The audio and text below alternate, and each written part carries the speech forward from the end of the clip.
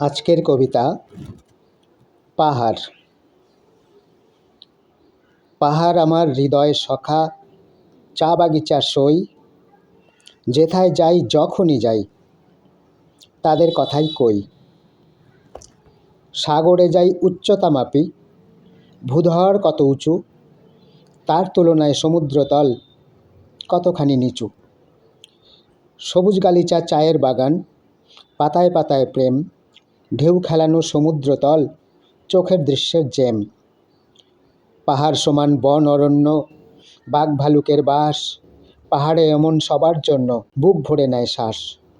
ঝিরি ঝিরি ঝর্ণা বহে, সাগর মুখে ধায়, মরুভূমির করাল গ্রাস অনায়াস রুখে তাই।